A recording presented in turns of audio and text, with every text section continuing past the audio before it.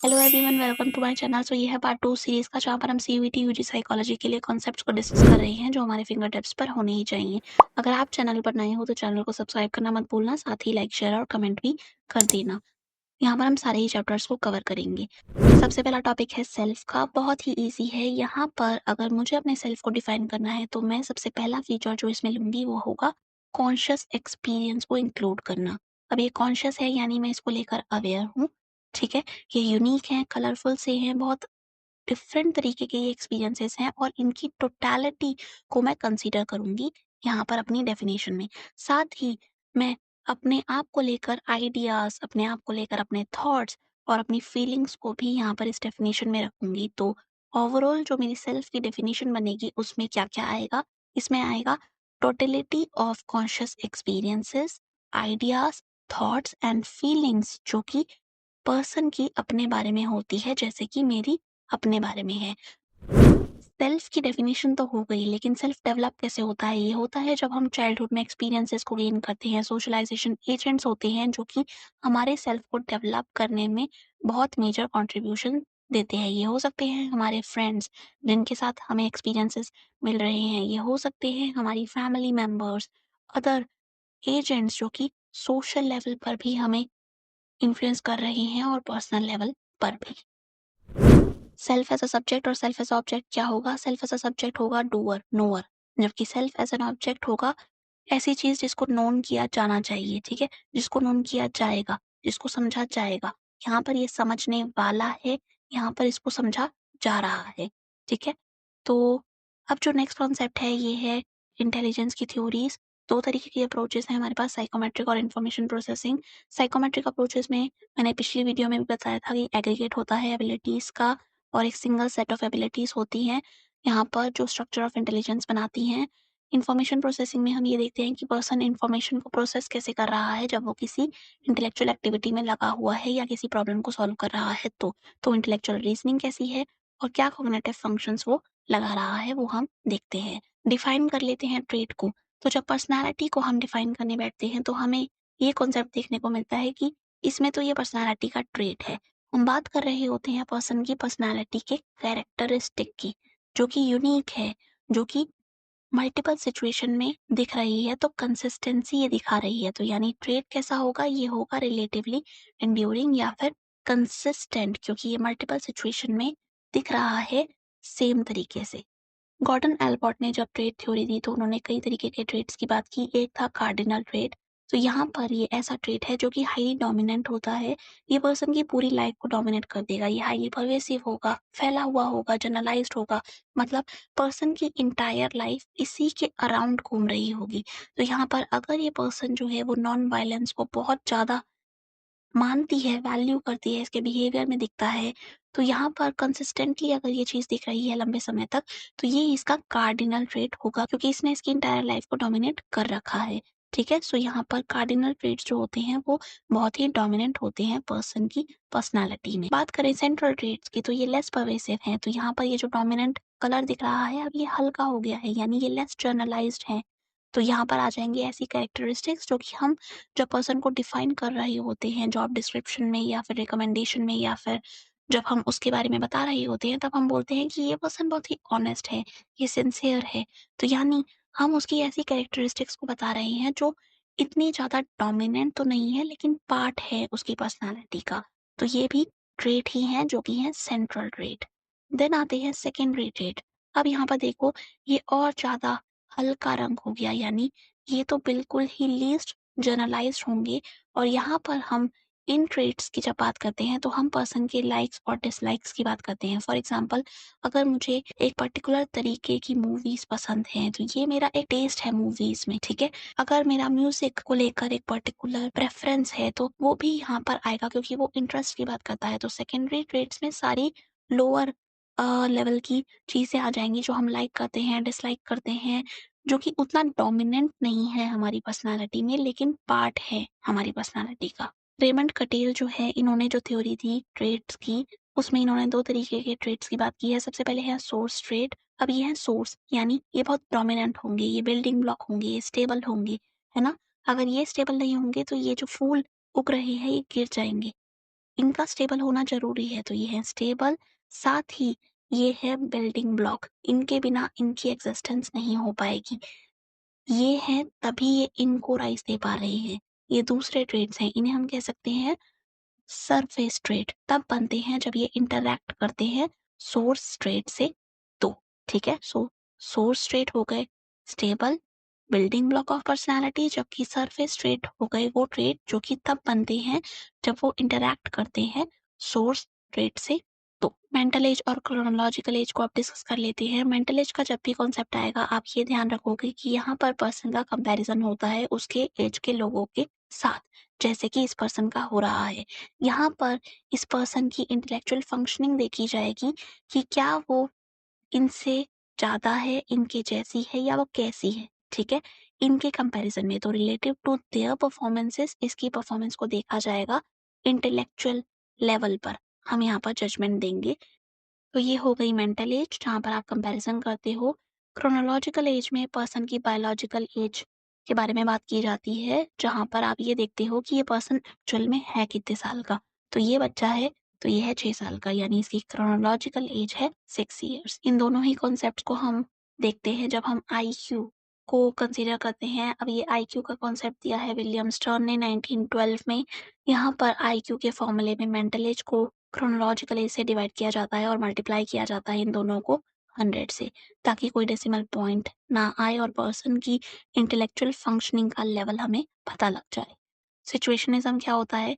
इंसान जो है अपनी सिचुएशन से इन्फ्लुएंस होता है, तो एक पर्टिकुलर सिचुएशन और एक पर्टिकुलर तरीके का बिहेवियर, सिचुएशन बदल दो, बिहेवियर दूसरा हो जाएगा, अडैप्ट करेगा पर्सन इस सिचुएशन में, तो सिचुएशन का जो ये डिफरेंस है वो बिहेवियर में भी डिफरेंस प्रोड्यूस करता है। तो कुछ कैरेक्टरिस्टिक्स जो कि फुली फंक्शनिंग पर्सन की होती हैं वो डिस्कस कर लेते हैं। सबसे पहले तो वो अपने आप को ट्रस्ट करते हैं, वो रिसेप्टिव होते हैं जब नए एक्सपीरियंसेस आते हैं तो वो वैल्यूज़ को कंसीडर करते हैं अपनी, प्रेज़ेंट मोमेंट में रहते हैं, एम्ब्रेस करते हैं प्रेज़ेंट को, साथ ही अपने आप को एक्सेप्ट करते हैं, अपने फ्लॉज़ को, और अपने साथ काफ़ी हार्श नहीं होते वो, बल्कि ऑथेंटिक होते हैं, अपनी ट्रू फीलिंग्स को वो वहाँ पर एक्सप्रेस भी करना जानते हैं और एक्नॉलेज भी, और अपने एक्शंस को लेकर रिस्पॉन्सिबिलिटी वो लेते हैं। साथ ही दूसरों के साथ काफ़ी रिस्पेक्टफुल मैनर में वो रहते हैं, ग्रोथ को चाहते हैं, उसके लिए स्ट्राइव करते हैं, चैलेंजेस को भी अपनाते हैं, अवेयर होते हैं अपने इमोशंस को लेकर, अपने थॉट्स को लेकर, स्ट्रेंथ्स को लेकर, वीकनेसेस को लेकर। तो यहाँ पर इतनी सारी कैरेक्टरिस्टिक्स हैं जो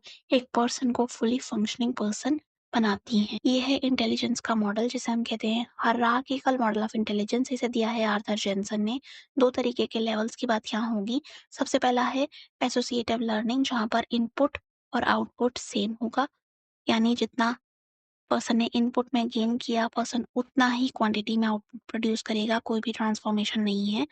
कॉग्निटिव कॉम्पिटेंस में पर्सन जो इनपुट ले रहा है एनवायरनमेंट से, उसको ट्रांसफॉर्म करेगा, अपना दिमाग लगाएगा और उसके बाद एक अच्छा आउटपुट प्रोड्यूस करेगा जो कि ट्रांसफॉर्म्ड होगा। तो वहाँ पर अपनी कॉम्पिटेंस लगा रहा होगा जो कि होगी कॉग्निटिव लेवल की। तो ये थोड़ी-सी एडवांस्ड स्टेज है, जबकि ये है बेसिक स्टेज। तो ह्यूमनिस्टिक अप्रोच में जब भी आइडियल सेल्फ का कॉन्सेप्ट आएगा तो हमें याद आना चाहिए एक ऐसी सेल्फ इमेज के बारे में जो पर्सन अटेन करना चाहता है, वो वैसा बनना चाहता है। रियल सेल्फ ये वो है जो वो है एक्चुअल में, ठीक है? तो रियल सेल्फ और आइडल सेल्फ ये दोनों ही इमेजेस पर्सन के दिमाग में होंगी अपने को लेकर। जितना ज़्यादा डिस्टेंस होगा आइडल इमेज में और रियल उसके सेल्फ में, उतना ही ज़्यादा पर्सन यहाँ अपने आप से डिससैटिस्फाइड होगा। उसे लगेगा मैं वो नहीं हूँ जो मैं बनना चाहता हूँ, या मैं वो हूँ जो मैं नहीं बनना चाहता। तो यहाँ पर एम क्या होगा? एम होगा दोनों को पास लेकर आना, डिस्टेंस को रिड्यूस करना, ठीक है? सो जितना ये पास आएँगे उतना ही पर्सन डिससैटिस्फैक्शन को रिड्यूस होता हुआ पाएगा और फुलफिल्ड महसूस करेगा, क्योंकि उसे लगेगा मैं तो वही हूँ जो मैं बनना चाहता हूँ। अगला कॉन्सेप्ट है साइकोलॉजिकल डिसऑर्डर्स का। तो यहाँ पर बिहेवियरल मॉडल हमारे पास है अवेलेबल, जो हमें बताता है कि कोई भी डिसऑर्डर अगर हो रहा है तो वहाँ पर रोल है पर्सन के लर्निंग का। उसने जो लर्निंग की है वो मैल फंक्शनिंग बिहेवियर्स की हुई है, मैल अडेप्टिव वेज सीखे हुए हैं बिहेव करने के, और उसी का रिजल्ट है साइकोलॉजिकल डिसऑर्डर। ठीक है, सो यहाँ पर ये सारे बिहेवियर है, लेकिन ये ब्लैक वाले क्या डिनोट कर रहे हैं? ये रिप्रेजेंट कर रहे हैं कि यहाँ पर फॉल्टी लर्निंग की गई है, कंडीशनिंग खराब है। क्लासिकल कंडीशनिंग में हम देखते हैं एसोसिएशन हुई है, अगर ये गलत एसोसिएशन है तो वहाँ पर पर्सन जो है वो मैल अडैप्टिव वेज सीख सकता है। ऑपरेंट कंडीशनिंग जो कि रिइंफोर्समेंट पर और पनिशमेंट पर फ़ोकस करती है। तो यहाँ पर अगर गलत चीज़ रिइंफोर्स हो गई तो गलत बिहेवियर स्ट्रेंथन हो गया और पनिशमेंट जो है वो पर्सन को नहीं मिली एक्यूरेट और टाइमली, तो वहाँ पर भी मैलअडैप्टिव वेज़ पर्सन सीख सकता है। साथ ही सोशल लर्निंग थ्योरी क्या कहेगी? सोशल लर्निंग थ्योरी कहेगी कि पर्सन ने ऑब्ज़र्व किया है दूसरों को और उस ऑब्ज़र्वेशन का रिज़ल्ट है कि उसने गलत बिहेवियर जो है वो सीख लिए हैं। तो तीनों ही तरीकों से पर्सन जो है वो गलत तरीके से बिहेव करना सीख रहा है। बात करें कॉग्निटिव मॉडल की तो यहाँ पर कॉग्निशन पर फ़ोकस होता है। साइकोलॉजिकल डिसऑर्डर आखिर हो क्यों रहा है? ये हो रहा है क्योंकि पर्सन जो है वो गलत तरीके से सोच रहा है। उसके जो असम्पशन्स हैं वो गलत हैं। एटीट्यूड नेगेटिव होते जा रहे हैं towards life, towards self, toward this world, ठीक है? इनएक्यूरेट हो सकते हैं उसके सोचने के तरीके, इर्रेशनल भी हो सकते हैं। कॉग्निटिव डिस्टॉर्शंस को रीज़न माना गया है किसी भी पर्सन के साइकोलॉजिकल इश्यूज़ का। तो यहाँ पर कॉग्निटिव डिस्टॉर्शंस क्या हैं? ये है थिंकिंग एरर जो हमारा ब्रेन कमिट करता है जब हम सोच रहे होते हैं। ये ऑल और नथिंग पैटर्न में सोच सकता है कि या तो ये, बीच में कुछ नहीं, कोई भी ग्रे एरिया बीच में नहीं है। ओवर जनरलाइज़ेशन, एक पर्टिकुलर इंस्टेंस हुआ और पर्सन ने ये सोच लिया कि आगे भी मेरे साथ ऐसा ही होगा और इसी पैटर्न पर वो चल रहा है। मेंटल फ़िल्टर, कोई भी अच्छी इन्फॉर्मेशन आई, आपने उसको फ़िल्टर कर दिया। आप एक पर्टिकुलर चीज़ पर ही फ़ोकस कर रहे हो जो कि है नेगेटिव। आपने पॉज़िटिव जो इवेंट्स थे उनको डिस्काउंट कर दिया और आपका फ़ोकस जो है वो अभी भी नेगेटिव पर ही है। आप कंक्लूजन्स पर जंप करते हो। मैग्निफिकेशन की बात करें तो यहाँ पर पर्सन अपने फेलियर को बहुत ही बड़े रूप में दिखता है, उसको ही मैग्नीफाई कर देता है। मिनिमाइज़ेशन में पर्सन अपने सक्सेस को, अपनी विक्ट्री को बहुत छोटे रूप में देखता है कि ये तो कुछ है ही नहीं। इमोशनल रीज़निंग में इमोशंस को ट्रुथ मान लिया जाता है। इसी के थ्रू हम अपने इन्फॉर्मेशन को जो हमें एनवायरनमेंट से मिल रही है फ़िल्टर करते हैं। झूठ स्टेटमेंट की बात करें तो यहाँ पर पर्सन जो है वो अपने लिए काफ़ी ज़्यादा एक्सपेक्टेशंस रख सकता है जो कि हैं अनरियलिस्टिक नेचर की। लेबलिंग में अपने आप को नेगेटिवली एक लेबल देना और उसी को इंटरनलाइज़ कर लेना। पर्सनलाइज़ेशन, अपने ऊपर चीज़ों को ले लेना कि अगर कोई एक्सटर्नल इवेंट हुआ है तो आप उसका ब्लेम और उसका रीज़न अपने आप को मानो, ना कि हालातों को। स्ट्रेस का मतलब है तनाव और तनाव क्या करता है? ये गंदे इम्पैक्ट हमारे ऊपर डालता है। ये हमारी फिजियोलॉजी को हर्ट कर सकता है, कॉग्निटिव लेवल पर हमें हार्म कर सकता है, इमोशंस में हम इंस्टेबिलिटी देख सकते हैं, बिहेवियर पैटर्न्स जो है वो हमारे चेंज होते हुए देख सकते हैं। तो यहाँ पर ये सारे ही नेगेटिव इन्फ्लुएंस हमारे ऊपर कर सकता है। तो जब भी फिजियोलॉजिकल कैटेगरी को हम यहाँ पर कंसिडर करेंगे तो हम ये देखेंगे कि स्ट्रेसफुल कंडीशन आई, इसने ट्रिगर किया क्या? फाइट और फ्लाइट रिस्पॉन्स। यहाँ पर फाइट करो या फिर फ्लाइट करो, भाग जाओ। स्ट्रेस हार्मोन यानी कॉर्टिसोल जो है वो इंक्रीज हो जाएगा। एपिनेफ्रिन और नॉन एपिनेफ्रिन का भी यहाँ पर रोल होता है, दोनों ही इम्पोर्टेंट हार्मोन है जो कि रोल निभाते हैं इसी फाइट और फ्लाइट रिस्पॉन्स के होने में। ब्लड प्रेशर जो है वो इंक्रीज हो जाएगा, हार्ट रेट इंक्रीज हो जाएगा। इमोशनल रिएक्शंस क्या होंगे? पर्सन को डर लगेगा, एंगर हो सकता है, एंग्जायटी की सिचुएशन हो सकती है, डिप्रेशन जैसी नेगेटिव स्टेट भी हो सकती है, मूड स्विंग्स यहाँ पर पर्सन एक्सपीरियंस कर सकता है, साथ ही इंक्रीज्ड फिजिकल टेंशन पर्सन को हो सकती है। कॉग्निटिव रिएक्शंस में पर्सन की जो डिसीजन मेकिंग की पावर होगी वो इन्फ्लुएंस हो जाएगी, तो वो जो डिसीजन लेगा वो फॉल्टी हो सकते हैं। कंसंट्रेशन बहुत रिड्यूस हो जाता है क्योंकि आपका जो सारा टाइम है वो कहाँ जा रहा है? वो स्ट्रेस को सोचने में, स्ट्रेसफुल कंडीशन के बारे में विचार करने में जा रहा है कि कैसे करूँ, क्या करूँ? थिंकिंग पैटर्न नेगेटिव हो जाता है, मेमोरी की प्रॉब्लम बहुत ज़्यादा होती है, स्पेशली जब स्ट्रेसफुल सिचुएशन ना चली ही जा रही है, प्रोलॉन्ग्ड है। बिहेवियरल इफेक्ट्स की बात करें तो यहाँ पर पर्सन की ईटिंग हैबिट्स इन्फ्लुएंस हो जाएँगी, स्लीप पैटर्न्स इन्फ्लुएंस हो जाएँगे। अगर वो खाना खा रहा है तो वो अच्छा खाना नहीं खाएगा, या तो वो छोड़ देगा या फिर लेस न्यूट्रिशनल फूड उसका हो जाएगा। जंक फूड वो खा सकता है अपने उस इमोशनल कंफर्ट के लिए जो कि खाना उसे शायद प्रोवाइड करे, ये सोचकर वो अनहेल्दी खाना खा सकता है यहाँ पर। इनटेक हो सकता है स्टिमुलेंट्स का। स्टिमुलेंट्स क्या है? ये ऐसे सब्सटेंसेस हैं जो कि पर्सन के बिहेवियर में क्या करते हैं? चेंज लाते हैं। क्यों? क्योंकि ये पर्सन के दिमाग को एक्टिव रखते हैं। कैफ़ीन एक स्टिमुलेंट है। एब्सेंटिज़्म बढ़ जाएगा, अगर वो वर्क प्लेस पर है तो वो वहाँ पर जाएगा ही नहीं, छुट्टी ले लेगा। रिड्यूस हो जाएगी उसकी वर्क परफॉर्मेंस। तो यहाँ पर sleep, work, then eating habits, working का स्टाइल सब कुछ चेंज हो जाएगा क्योंकि स्ट्रेसफुल सिचुएशन है। तो स्ट्रेस को ही अगर कंटिन्यू रखें तो यहाँ पर अगर पर्सन जो है वो स्ट्रेस से लड़ते-लड़ते थक गया है, अब उसे हेल्प की ज़रूरत है, एक ऐसी हेल्प जो कि एक्सटर्नल हो, तो वो यहाँ पर उस इश्यू को लेकर थेरेपिस्ट के पास जा सकता है जो कि उसे बॉदर कर रहा है। तो थेरेपिस्ट जो है वो एक ऐसी पर्सन है जो कि प्रोफेशनल है, ट्रेन्ड है, वो हेल्प प्रोवाइड कर सकती हैं, वो साइकोथेरेपी को प्रैक्टिस कर सकती हैं। क्यों? क्योंकि उनके पास है लाइसेंस। यहाँ पर वो प्रोफेशनल हैं क्योंकि वो बाउंड्रीज़ मेंटेन करना जानती हैं, वो एथिक्स को फॉलो करेंगी। ट्रेनिंग उनके पास है एक्यूरेट कि कैसे हेल्प प्रोवाइड की जाए, वो विलिंग है हेल्प प्रोवाइड करने के लिए, ठीक है? और उसके अलावा उनके पास लाइसेंस भी है कि वो हेल्प को एक प्रॉपर तरीके से इस पर्सन को दे सकती हैं जो कि स्ट्रेस को एक्सपीरियंस कर रही है बहुत लंबे समय से। क्लाइंट है ये अब, तो ये सीख करने आई है हेल्प, और यहाँ पर ये बेटर कोपिंग स्किल्स चाहती है as a and result outcome जो कि थेरेपी का होना चाहिए। सो यहाँ पर जब ट्रीटमेंट शुरू होगा तो क्या होगा, सबसे पहले बनेगी एक रिलेशनशिप। अब ये है थेराप्यूटिक रिलेशनशिप, इसकी नेचर क्या है कि ये वॉलंटरी है, ये प्रोफेशनल है। तो यहाँ पर इस पर्सन ने इसके साथ एक रिलेशनशिप बनाई है जो कि प्रोफेशनल है। इसका एम क्या है, इसके डिस्ट्रेस को रिड्यूस करना। बहुत ज़्यादा बाउंड्रीज यहाँ पर हो सकती हैं, और यहाँ पर जो एम है वो हेल्प को प्रोवाइड करना है एक ऐसे पर्सन को जो कि दुखी है। फाइनली एक ऐसी स्टेज आती है जहाँ पर क्लाइंट जो है वो अपने स्ट्रेस में रिडक्शन पाता है, अपनी लाइफ को, अपनी वेलबींग को इम्प्रूव होता हुआ देखता है। तो क्या होता है, क्या ये रिलेशनशिप फिर भी रहती है? नहीं, ये हो जाती है डिसॉल्व। क्यों? क्योंकि अब क्लाइंट अपने आप को खुद संभाल सकती है। तो इस तरीके की रिलेशनशिप के बारे में देखते हैं और हम क्या जान पाते हैं। तो जब क्लाइंट आती है तो साइकोलॉजिकल चैलेंजेस के साथ आती है, उसको डिफिकल्टीज हो रही हैं, इमोशनल स्ट्रेस हो रहा है, अवेयरनेस की कमी है, इंटरपर्सनल रिलेशनशिप्स अच्छे नहीं चल रहे। तो थेरेपिस्ट जो है उसके पर्सनल डिस्ट्रेस को रिड्यूस करने के लिए साइकोलॉजिकल असिस्टेंस को प्रोवाइड करती है। क्यों? क्योंकि वो ट्रेंड है।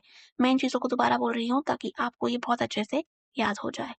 अब यहाँ पर अगर हमें पॉजिटिव रिजल्ट्स चाहिए इसके बिहेवियर में, तो हम क्या करेंगे, हम देखेंगे इनके बीच में रिलेशनशिप को बनते हुए, जिसे हम कहते हैं थेराप्यूटिक अलायंस या फिर थेराप्यूटिक रिलेशनशिप।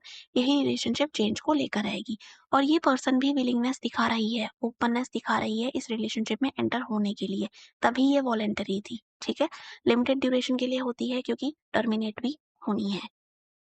तो यहाँ पर इसकी सहमति जो है वो ज़रूरी है, इसका कंसेंट ज़रूरी है। तो ये जो रिलेशनशिप है, जो अलायंस है, ये चेंज को लाना चाहेगा, लेकिन क्या इसके बारे में हम कुछ और जान सकते हैं इस रिलेशनशिप के बारे में? हाँ, बिल्कुल। एक बहुत महत्वपूर्ण बात जो है वो ये है कि ये बिल्ड होती है ट्रस्ट पर। अगर थेरेपिस्ट पर ट्रस्ट नहीं है तो पर्सन अपनी कोई भी बात नहीं बताएगा और सॉल्यूशन जो है वो नहीं मिल पाएगा। तो ट्रस्ट पर बेस्ड ये रिलेशनशिप होगी जिसका एम होगा चेंज को लाना। चेंज कहाँ पर? क्लाइंट के थिंकिंग पैटर्न्स में, उसकी हैबिट्स में, ऐसी हैबिट्स जो कि मैलअडैप्टिव हैं, बुरी हैं, नेगेटिव हैं, बिहेवियर्स जो कि मैलअडैप्टिव हैं, सेल्फ अवेयरनेस के लेवल में चेंज लाना, यानी इसको बेहतर बनाना, कम्युनिकेशन अच्छा करना दूसरों से, अपने आप से, रिलेशनशिप्स को बेटर बनाना, डिसीजन मेकिंग की पावर को अच्छा बनाना, उसको उसके पोटेंशियल के बारे में रियलाइज करवाना, ये हो सकते हैं कुछ एम। इन ब्रीफ हम क्या बोल सकते हैं कि पर्सन जो है वो ग्रोथ को एक्सपीरियंस करने के लिए इस रिलेशनशिप में आया है। ग्रोथ किस तरीके की? जहाँ पर वो अपने डिस्ट्रेस से लड़ना भी सीख रहा है, उसके साथ जीना भी सीख रहा है, और बहुत सारी टेक्निक्स भी सीख रहा है जिससे वो अपने उस ग्रोथ के प्रोसेस को मेंटेन रख सके। तो ग्रोथ जो है वो गोल हो गया, साइकोलॉजिकल लेवल की ग्रोथ। तो अगर स्ट्रेस इस पर्सन को भी एक्सपीरियंस हो रहा है हमारे पिछले क्लाइंट की तरह, तो यहाँ पर इसकी शक्ल कैसी बनेगी? मुझे तो लगता है ऐसी बनेगी, या फिर कुछ ऐसी। आप समझ ही गए। स्ट्रेस एक पर्सन के ऊपर क्या प्रभाव डालता है? ये डालता है उसके रिस्पॉन्सेज पर प्रभाव। तो यहाँ पर जब स्ट्रेस को हम डिफाइन करेंगे तो हम बात करेंगे पैटर्न ऑफ रिस्पॉन्सेज की, जो एक पर्सन या ऑर्गेनिज्म बनाता है जब भी उसके सामने एक इवेंट आता है जो कि स्ट्रेस को लेकर आने वाला है। इस इवेंट की वजह से उसका जो इक्विलिब्रियम है, जो एक बैलेंस की स्टेट वो फ़ील कर रहा था उस स्ट्रेसफुल सिचुएशन से पहले, वो इक्विलिब्रियम जो है वो डिस्टर्ब हो जाता है, और उसकी वजह से पर्सन जो है वो डिस्टर्बेंसेस महसूस करता है। क्यों? क्योंकि अब चीज़ें उसके हाथों से बाहर जा रही हैं, कोपिंग कैपेसिटी से बियॉन्ड जा रही हैं उसकी परेशानियाँ, जिसका उसके पास सॉल्यूशन अभी तक नहीं है। ब्रीफ में बोले तो यहाँ पर पर्सन ऐसा रिस्पॉन्स दिखाएगा जहाँ पर वो समझेगा कि मेरी कोपिंग कैपेसिटी से चीज़ें बाहर जा रही हैं, मेरा इक्विलिब्रियम जो है, एक बैलेंस की स्टेट वो डिस्टर्ब हो रही है, और मेरा जो पैटर्न ऑफ रिस्पॉन्स है वो टुवर्ड्स एक पर्टिकुलर इवेंट है। तो हमेशा कोई ना कोई इवेंट होएगा जो कि ट्रिगर करेगा स्ट्रेस को, इक्विलिब्रियम को बिगाड़ देगा पर्सन के, और उसकी कोपिंग कैपेसिटी से बाहर होता हुआ वो दिखाई देगा। स्ट्रेस का लेवल कितना है ये बहुत मैटर करता है। अगर कोई सिचुएशन है जो कि हाईली स्ट्रेसफुल थी, तो पर्सन जो है वहाँ पर बहुत ही ज़्यादा अफ़ेक्ट हो जाएगा। हमने इफ़ेक्ट्स ऑफ स्ट्रेस अभी पढ़े हैं, तो हाई स्ट्रेस की सिचुएशन में पर्सन बहुत ही ज़्यादा हेल्पलेस फ़ील कर सकता है, जबकि लो अगर स्ट्रेस है तो वो मोटिवेटेड ही नहीं होगा अपनी सिचुएशन को चेंज करने के लिए। तो कितना स्ट्रेस जो है वो पर्सन झेल सकता है, ये उसकी एबिलिटी पर डिपेंड करता है, उसकी कोपिंग कैपेसिटी पर डिपेंड करता है। साथ ही अगर ये मॉडरेट अमाउंट का है, ना कि ज़्यादा हाई, ना ही ज़्यादा लो, तो ये ठीक लेवल है। स्ट्रेस में हम ये देखते हैं कि पर्सन का एनवायरनमेंट जो है वो उसको इन्फ्लुएंस करता है, और पर्सन अपनी चॉइसेस से एनवायरनमेंट को इन्फ्लुएंस करता है। तो हमारे पास कुछ साइकोलॉजिकल एट्रीब्यूट्स हैं जैसे कि इंटेलिजेंस हो गया, एप्टीट्यूड, इंटरेस्ट, ठीक है? इनको हमें मेज़र करना है, तो हम कैसे करेंगे? हम यूज़ करेंगे ये वाले मेथड्स का। साइकोलॉजिकल टेस्ट क्या है? ये मेज़र करते हैं पर्सन की पर्सनैलिटी को, उसके इंटेलिजेंस को, उसके साइकोलॉजिकल एट्रीब्यूट्स को बहुत ही अच्छे तरीके से, स्टैंडर्डाइज़्ड तरीके से। क्यों? क्योंकि ये रिलायबल होते हैं और वैलिड भी होने चाहिए। इंटरव्यू में हम फेस टू फेस इंटरैक्शन देखते हैं, जहाँ पर एक पर्सन सीक कर रहा होता है दूसरे से इन्फॉर्मेशन उसके खुद के बारे में, और यहाँ पर वो उस रिस्पॉन्स को फिर इंटरप्रेट करता है और इंटरप्रिटेशन के आधार पर वो समझ जाता है कि दूसरा पर्सन है कैसा। ये इंडिविजुअल सेटिंग में भी हो सकता है, ये ग्रुप सेटिंग में भी हो सकता है कि एक पर्सन पूरे ग्रुप का इंटरव्यू ले रहा है। ऑब्जर्वेशन में पर्सन नोटिस करता है दूसरे के बिहेवियर को जो कि ऑनगोइंग है, जो कि बिना किसी इंटरफेरेंस के पर्सन ऑब्जर्व कर रहा है, और यहाँ पर दूर से ही सिस्टमैटिक तरीके से पर्पस के साथ ऑब्जर्वेशन या फिर नोटिस करने का प्रोसेस चलता रहता है। केस स्टडी मेथड में पर्सन को बहुत ज़्यादा डिटेल में जाना जाता है, डेप्थ। यहाँ पर हम देखते हैं जब हम इस पर्सन के बारे में जानेंगे तो हम हर एक एरिया को जानना चाहेंगे, ये स्कूल में कैसा है, ये वर्क पे कैसा है, ये अपनी फैमिली के साथ कैसा है। तो बहुत सारी लेयर्स हैं, उन सारी लेयर्स के बारे में हम जानना चाहेंगे ताकि हम इसे अच्छे से समझ सकें, लेकिन डाटा जो होता है वो जनरलाइजेबल नहीं हो पाता। सेल्फ रिपोर्ट क्या है? यहाँ पर पर्सन अपने बारे में खुद ही फैक्चुअल इन्फॉर्मेशन देता है, वो क्या लाइक करता है, उसका क्या एटीट्यूड है टुवर्ड अ पर्टिकुलर टॉपिक, ये वो बता देता है। तो ये है बहुत ही अच्छा topic. Past model of intelligence दिया है जगन्नाथ प्रसाद दास, चेकनेग्लेरी और किर्बी ने 1994 में। क्या बात करता है? 4 प्रोसेसेस की बात करता है जो कि होती हैं, हम करते हैं, जैसे कि प्लानिंग हम करते हैं, simultaneous processing, successive processing, arousal, attention. ये सारी ही प्रोसेसेस करने में हमारी हेल्प करते हैं ये 3 न्यूरोलॉजिकल सिस्टम जो कि हैं frontal lobe, brain stem, occipital, parietal and temporal lobes. तो ये तीनों ही फंक्शनल यूनिट जो है हमारी हेल्प करती हैं इन चारों प्रोसेसेस को करने में। देखते हैं एक-एक करके इन सब का रोल। प्लानिंग में आप क्या करोगे? प्लान बनाओगे, कोर्स ऑफ एक्शन को डिसाइड करोगे, करना क्या है मुझे, अचीव क्या करना है, प्लान वर्क करेगा, नहीं करेगा, अगर नहीं करेगा तो क्या मेरे पास प्लान बी है।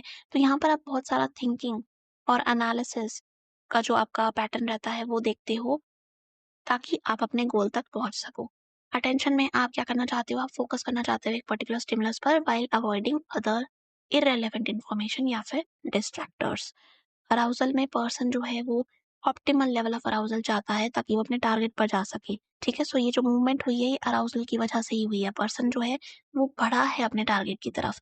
तो ये वो मूवमेंट तभी कर पाया है जब उसने अराउज्ड फील किया है, ठीक है? सो अटेंशन और अराउजल दोनों ही ज़रूरी हैं।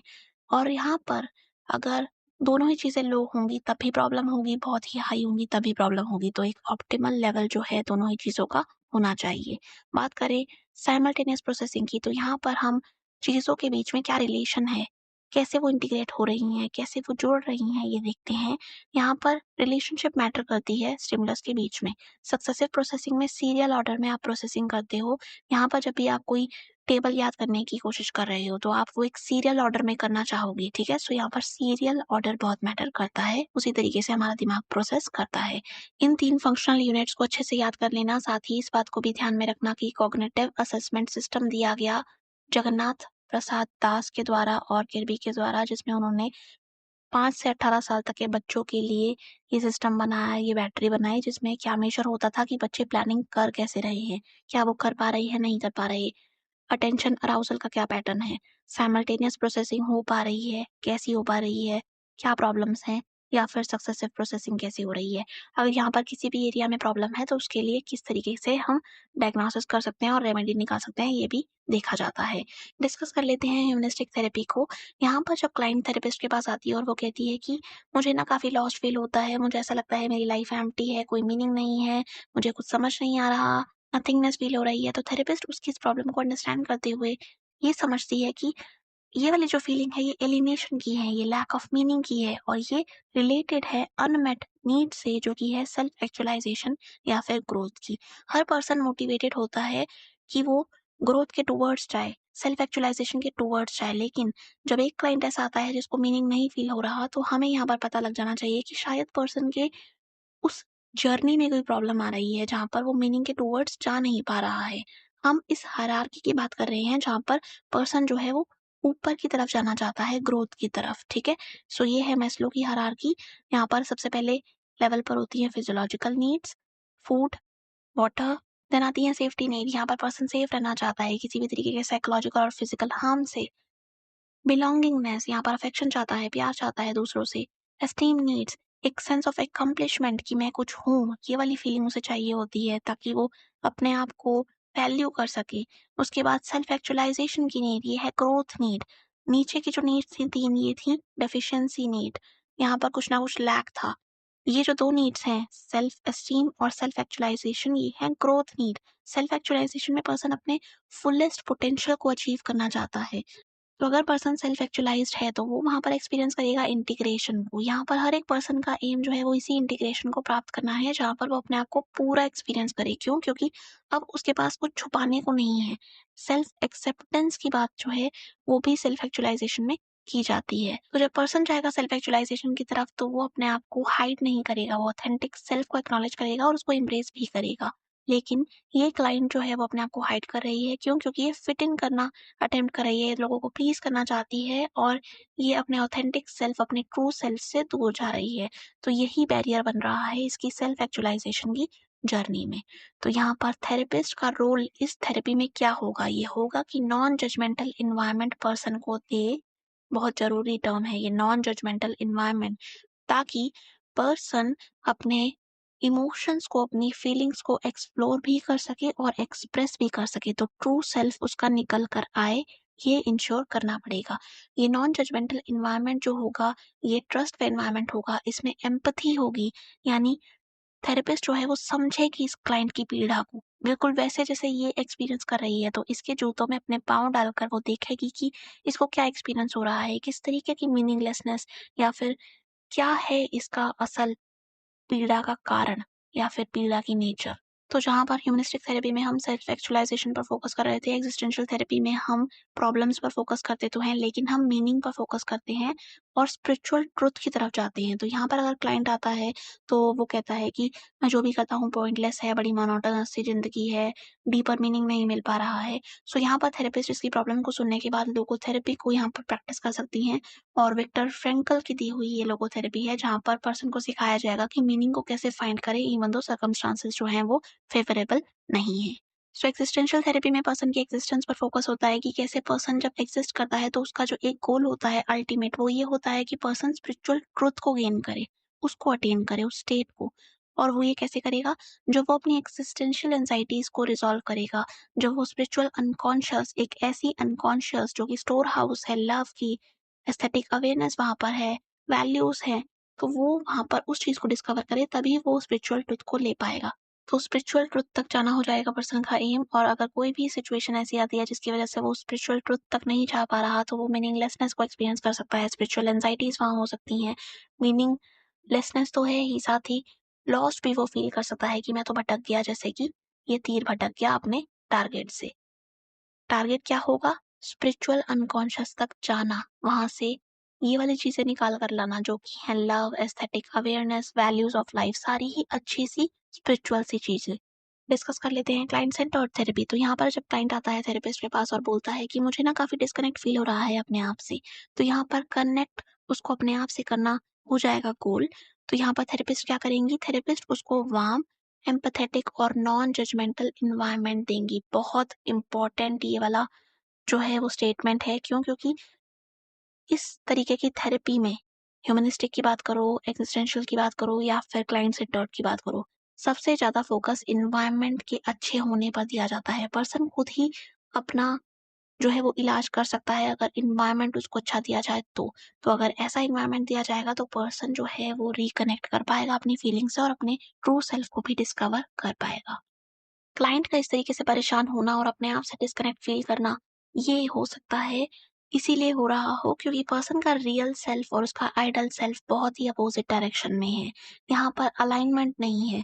रियल सेल्फ यानी जो वो अभी फ़ील कर रहा है, जो वो अपने बारे में अभी सोचता है, तो एट प्रेज़ेंट इस पर्सन की क्या अपने बारे में छवि है अपने दिमाग में, ठीक है?